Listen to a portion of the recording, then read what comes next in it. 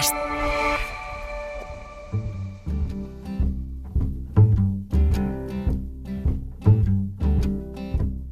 In the water, fire, I'll go wherever you go.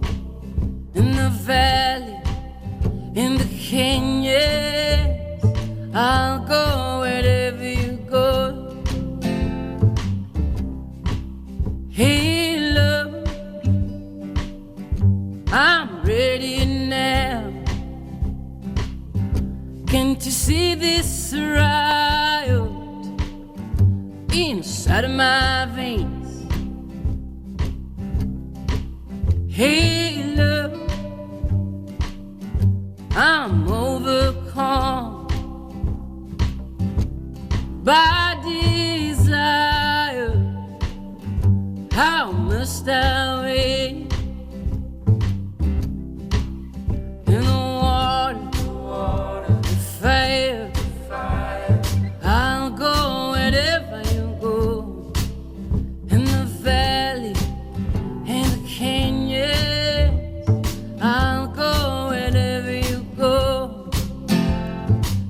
Pero Estupiñán, Javier San Pedro, ¿cómo estáis? Hola, buenos días a todos. Javier es doctor en genética y biología molecular, colaborador del País, pero Estupiñán es químico, es bioquímico, conduce en la 2 El cazador de cerebros. Vaya semana de pseudociencia que llevamos. Sí. Por no hablar de otras cosas. No me estoy refiriendo a lo que todos estamos pensando, que si rascamos igual algo aparece también, seguro, ¿no? Seguro.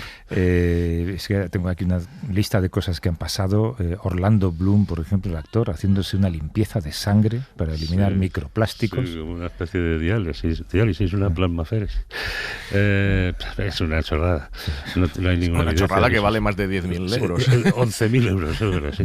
Es una estafa, porque los microplásticos, para empezar, seguimos sin saber si son perjudiciales para la salud humana.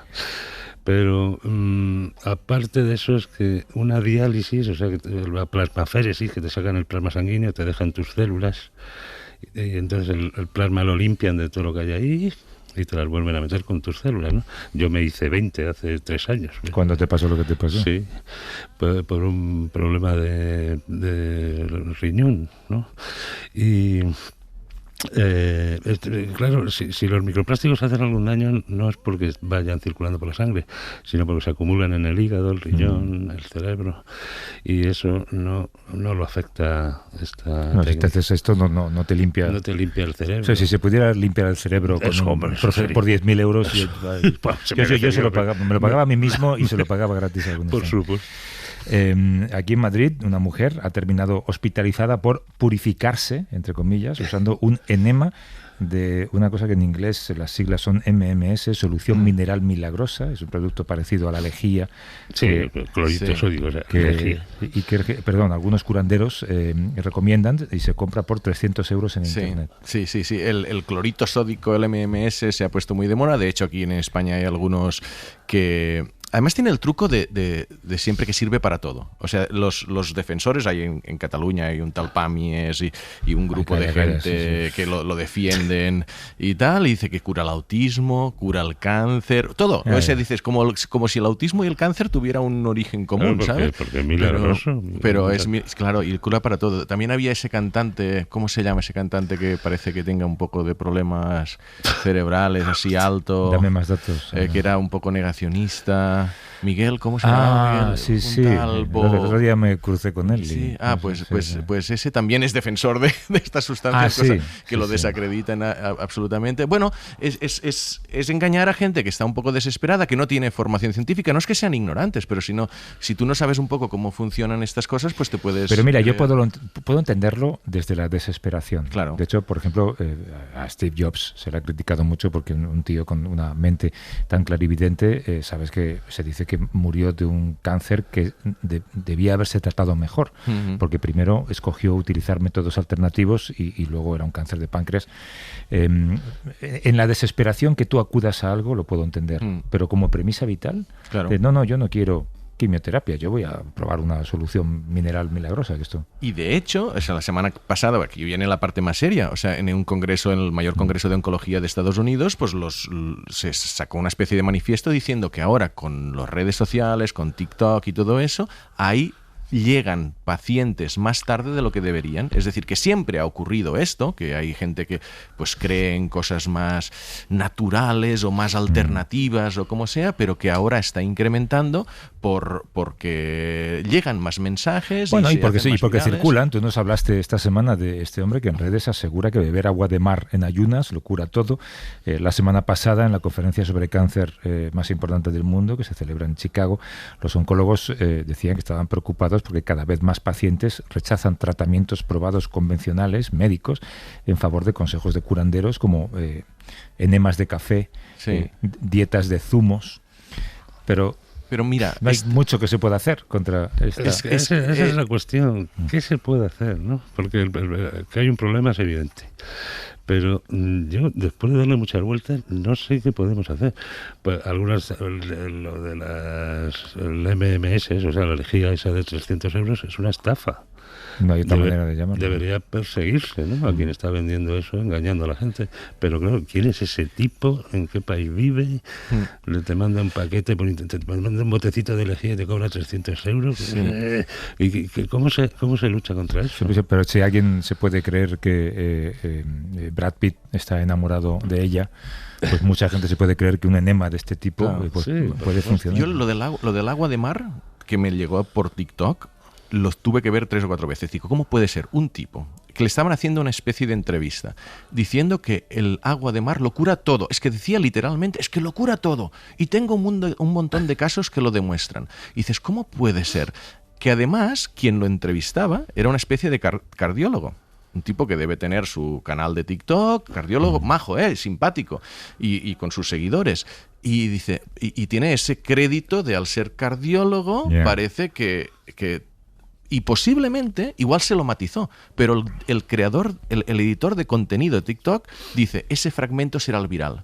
Ese fragmento donde un tipo después quizás lo matizó o quizás le iba réplica, pero pero ese fragmento es el viral, y porque esta gente no es que busque la verdad o informar, los editores de contenido buscan viralidad, buscan seguidores y de allí es su negocio. Entonces está como muy distorsionado todo. Si tú quieres conseguir en última instancia pasta a base de tener muchos seguidores, tienes que ser provocador, tienes que decir algo que... Hay que prepararse para lo que está por venir, porque mira, esta mañana hablábamos al principio con este recorte de fondos federales para las radios públicas en Estados Unidos, para la NPR, con la prensa local desmoronándose, luego llegará la prensa nacional, que también tiene tantas dificultades económicas. Pues al final solamente quedan las vías de información que quedan, y para mucha gente lo que no sale en TikTok no existe. Claro. Esto es en fin. Oye, podemos estar seguros de que quienes caen en esos bulos y esas estafas no nos están oyendo ahora mismo. Es que este es el problema. Bueno, no que tengamos una posición más privilegiada que otros, pero la gente no tiene donde informarse. O sea, hay pocos sitios entre los que escoger para informarte. Cada vez quedan menos. Sí, numéricamente somos una minoría, claro. Faltaría el criterio, de que la gente tuviera el criterio para distinguir la verdad de la mentira. Pero esto es demasiado pedir, me temo. No, claro, pero quizás alguien que nos esté escuchando sí que recibe por WhatsApp ese vídeo que le ha enviado su nieto o su hermano de este tipo del agua. ¿Sabes? Que le entrevista a un cardiólogo. O sea, el que distinga, que tenga herramientas para distinguir si es cierto o no, es difícil. Pero que desconfiar de lo que sale por TikTok por defecto, pues igual sí. Y mira que es duro porque hay gente que hace cosas muy buenas en redes sociales. Y yo tengo un montón de amigos que se dedican a la divulgación científica que lo hacen de manera excelente.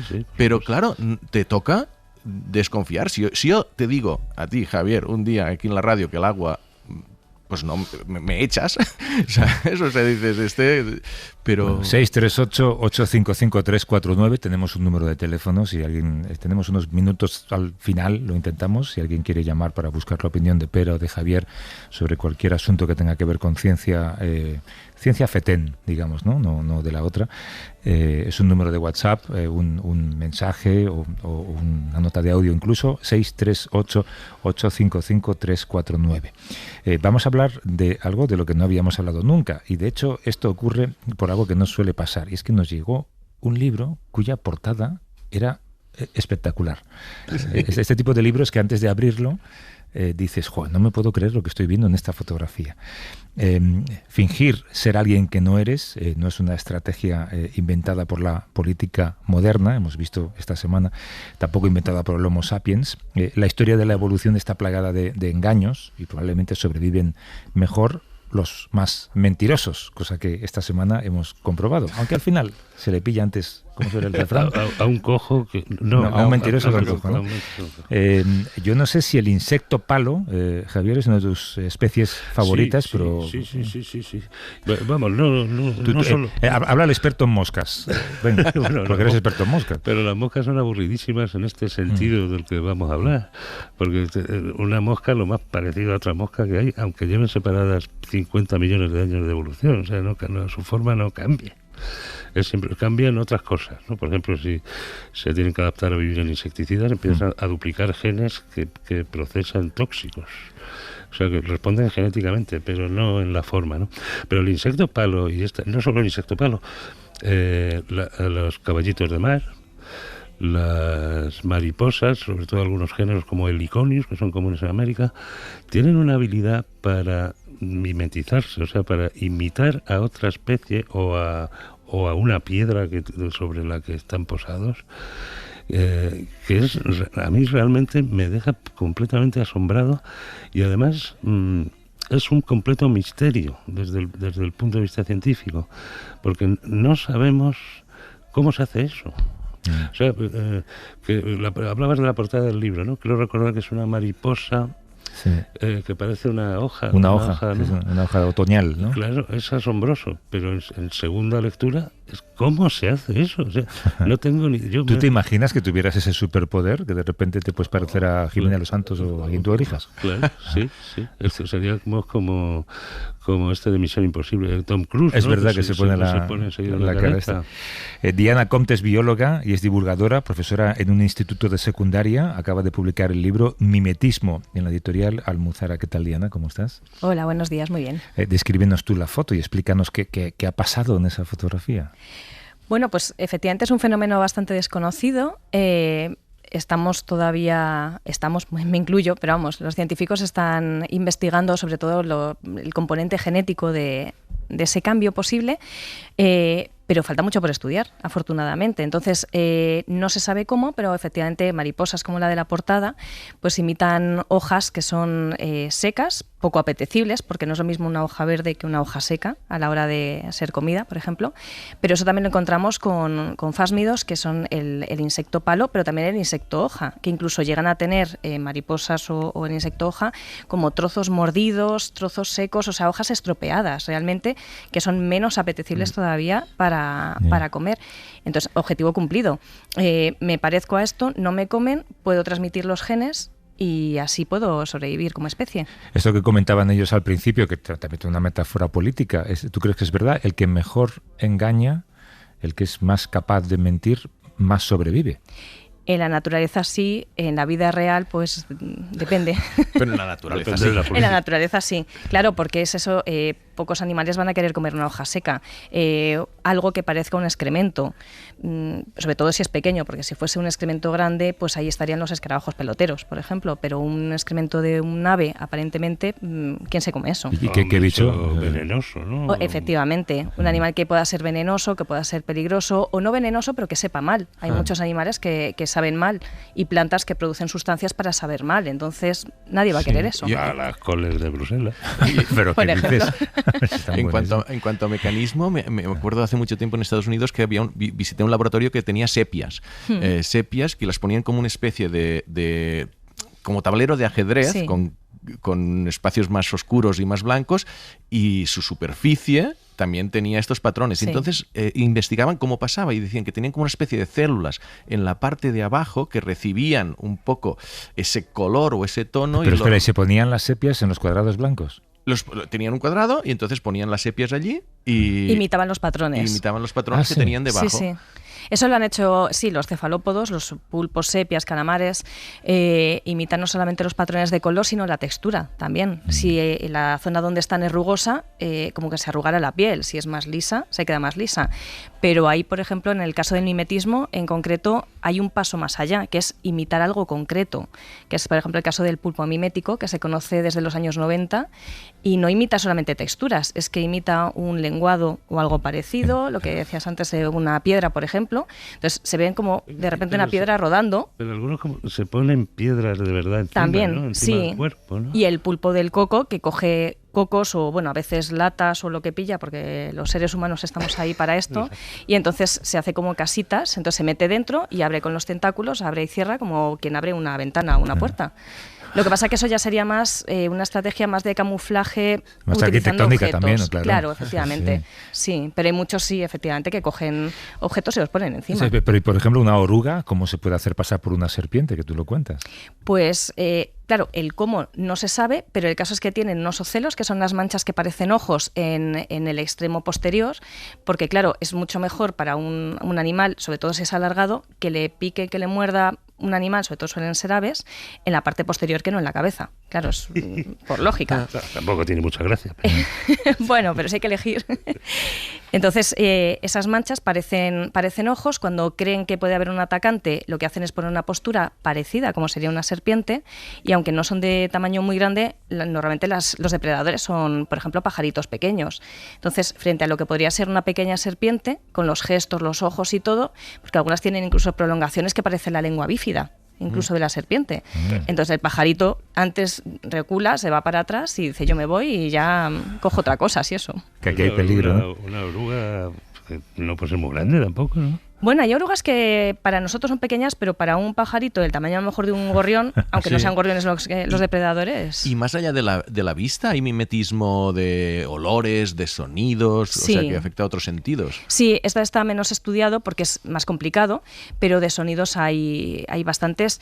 Hay imitaciones de animales, por ejemplo, en cautividad, que imitan vocalizaciones humanas. Que eso ya sería la parte, digamos, la que afectamos más, pues animales... Como el loro y esto. Como el loro, eso es lo más conocido, porque es verdad que son animales muy inteligentes y que tienen una capacidad de imitación grande, pero también se ha visto con orangutanes, algunos elefantes incluso han imitado sonidos de motores de coches, lo que nos parece. Luego habría que ver cuál es el componente humano de lo que creemos que están haciendo y la realidad. Pero es verdad que algunos estudios se han hecho pues, con programas informáticos para ver si la vocalización que aparece humana realmente lo es o es una cosa subjetiva nuestra. Y se ha visto que sí, que hay un componente real, que es objetivo. Y luego en la propia naturaleza, pues por ejemplo, pues saltamontes que imitan cigarras, a las hembras de las cigarras para que se acerquen los machos, bueno, pues a ver si tienen una cita y la cita se acaba ahí, efectivamente. Y claro, tú hablas de mimetismo para sobrevivir en general. ¿Existe el mimetismo contrario, mimetismo para atacar? O sea, que no me vean porque estoy camuflado y ahí... Sí, pero es supervivencia también. Sobrevivir Bueno, es claro. que no te coman, comer o incluso reproducirse, porque al final lo que importa es que la especie permanezca, no tanto el individuo. Entonces hay especies que parecen, por ejemplo, inocentes, digamos, para que se acerquen otros o por lo menos no se alejen y efectivamente pues luego atacan y claro, comen gratis. Bueno, esta leona que se esconde detrás de un árbol para salir Claro, pero cuando eso pasan ya, las gacelas. pero eso ya sería más camuflaje, porque Sí, claro, las leonas no imitan, o sea, tiene una coloración que se confunde. esconden, ¿no? Eso es, claro, que esa Claro. es un poco una diferenciación. Pues que llevado al extremo, porque claro, siempre hemos pensado que hay animales, ranas o serpientes, que el color es lo que hace ver que son peligrosas. Pero claro, ahora si empieza a haber unas que son peligrosas, pero se hacen de otro color para no parecerlo, o unas que son inofensivas, pero ¡qué lío!, ¿no? Esa es la clave. De eso se trata. Claro. O sea, no... Esa es la clave. Si yo soy un depredador y no lo tengo claro, pues ataca otra cosa. Claro. Tú hablas del mimetismo molecular. ¿Hay virus o hay bacterias que se disfracen químicamente dentro de nuestro cuerpo? Sí, para pasar inadvertidas. Sí, lo que pasa que ahí es verdad que es un tema muy complejo, se está estudiando bastante ahora, pero ahí me he metido poco porque mi idea era divulgar, entonces que llegara al máximo posible de la población, y ya si nos metemos en moléculas es un tema complejo. Es un tema muy complejo. Hombre, el virus del SIDA, digamos que se oculta dentro de las células defensivas, sí. ¿no? Por eso genera una inmunodeficiencia. A ver, en las especies sí que es verdad que en la naturaleza hay este tipo de mimetismo químico. Por ejemplo, cuando hay moléculas que en la superficie están imitando a otras especies, entonces aunque el aspecto no se parezca, si se detecta desde el punto de vista químico, bueno, pasa inadvertido, a lo mejor, pues eso, arañas que parecen hormigas, eres una hormiga rara, pero bueno, te dejo ahí porque, digamos, hueles químicamente a hormiga. Claro. Ahí te dejo. Pero tú hablas siempre de depredadores, nosotros somos el depredador de muchas especies. Sí. ¿Nos engañan mucho a nosotros? Pues te diría que sí, pero no, yo creo que no. No, porque, a ver, pasan inadvertidos porque muchas de estas especies en realidad están en zonas tropicales, porque las zonas tropicales tienen una biodiversidad inmensa. Entonces, no las matamos más que nada no porque no queramos, por decirlo de alguna manera, sino porque no podemos, efectivamente. Pasan muy inadvertidas y se van descubriendo, y es verdad que sobre todo en el sudeste asiático hay muchas especies ahora descubiertas y habrá más, posiblemente por un tema de financiación. Ahora está de moda investigar y hacer viajes de investigación allí y aparecen muchas especies continuamente. Pero, hombre, yo creo que en este caso no es que el hombre quiera matar especies porque sean miméticas o no lo sean, sino simplemente porque no nos preocupamos. Algo nos molesta, algo nos da asco, algo está por ahí, a ver si me ataca, aunque sea un gusano que está en el suelo. Y si me salta y me ataca, pues lo mato. ¿Y de plantas también? ¿Hay mimetismo de plantas que se hacen pasar por otras? Hombre, la orquídea, ¿no? La orquídea tiene esa forma para atraer a los insectos polinizadores. Parece una abeja hembra. Eso es. Lo que parece una orquídea, ¿no? No, y unas plantas con respecto a otras también, porque hay flores que producen néctar en gran cantidad, pero producirlo es muy costoso energéticamente hablando para la planta. Entonces, hay algunas que dicen, yo para qué lo voy a producir, me hago pasar por los colores, incluso manchas de los pétalos y demás, me hago pasar por otra flor que tiene mucha producción de néctar, y eso que me ahorro. Entonces producen muy poco o nada prácticamente, las especies llegan ahí, hacen la polinización, cuando se quieren dar cuenta de que no hay comida para el insecto que ha ido, se va a otro sitio, pero ya se lleva el polen. Ya es el problema de otro. Oye, ya has tratado el tema del camaleón, que es un poco especial, ¿no? Sí. Pues porque ese cambia, no es que cambie a lo largo de las generaciones, como cualquier especie mimética. Es que cambia, un individuo es capaz de cambiar, ¿no? Según le venga bien. Eso es. Lo que pasa que en el caso de los camaleones, es verdad que hay especies, por ejemplo el pigmeo, que es aparte muy chiquitito, que eso ya de por sí el tamaño siempre ayuda mucho a pasar inadvertido, claro, porque se mete en cualquier lado. Es marrón, muy poca cosa, se esconde entre las hojitas, ahí tiene el peligro de que le pise cuando pasa alguna especie, si está por el suelo en ese momento. Y ese prácticamente no cambia de color y demás. Y hay otros, como algunas especies de Madagascar, que son enormes, que tienen hasta colores rojos, azules, muy llamativos, con lo cual es eso, se les ve bien. O sea, depende mucho de las especies, pero eso sería más camuflaje que en el caso de que... Sí, es mezclarse un poco con el medio.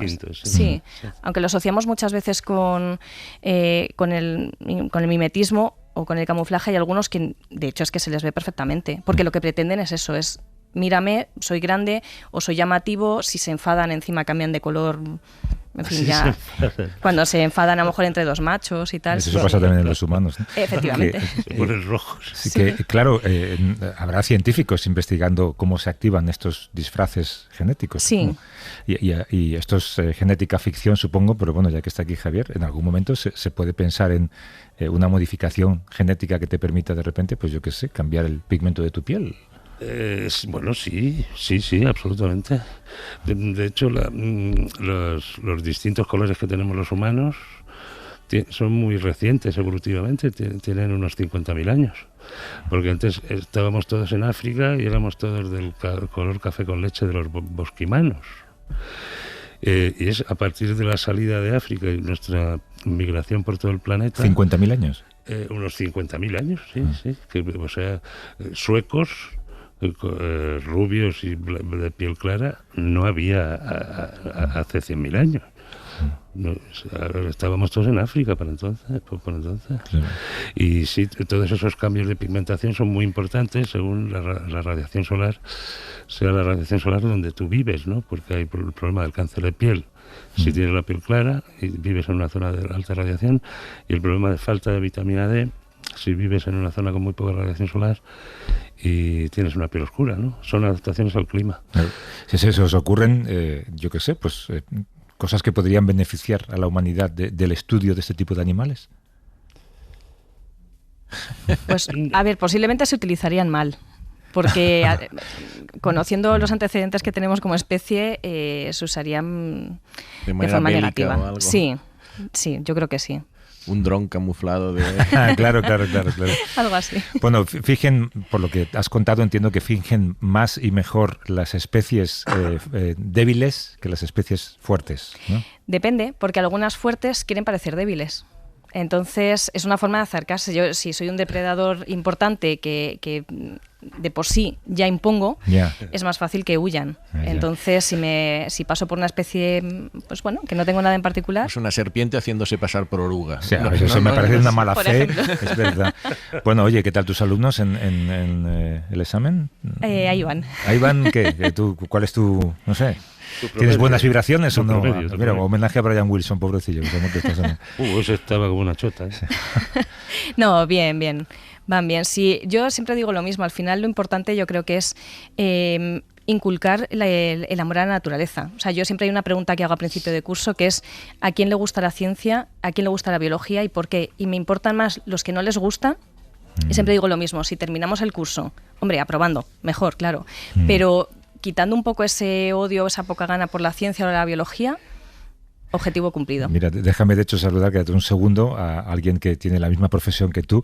Silvia, desde Valencia. ¿Qué tal, Silvia? ¿Cómo estás? Hola, buenos días. Encantada de estar con vosotros. Profesora de química, ¿no? Sí, de física y química en educación secundaria, sí. Me han dicho que tú sabes cómo prevenir la pseudociencia entre tus alumnos. Hombre, prevenir siempre lo he intentado desde todos los ámbitos.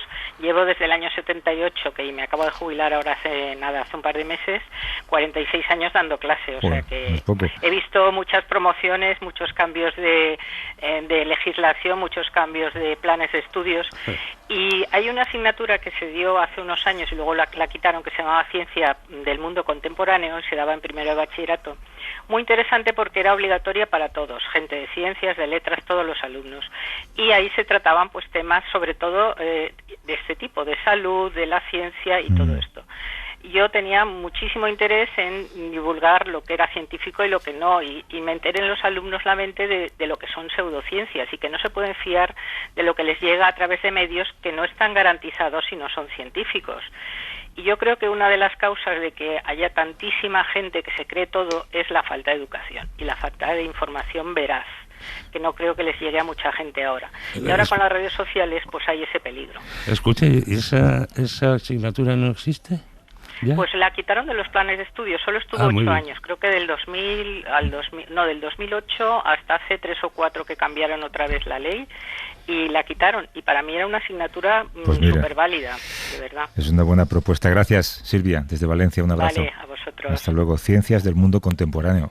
Igual habría que modificar un poquito el título, pero es una muy buena propuesta. Y Diana Comte, que es bióloga, divulgadora, profesora en un instituto de secundaria, acaba de publicar el libro Mimetismo en la editorial Almuzara. Gracias por venir, Diana. Muchas gracias a vosotros. Y puedes mimetizarte en lo que quieras.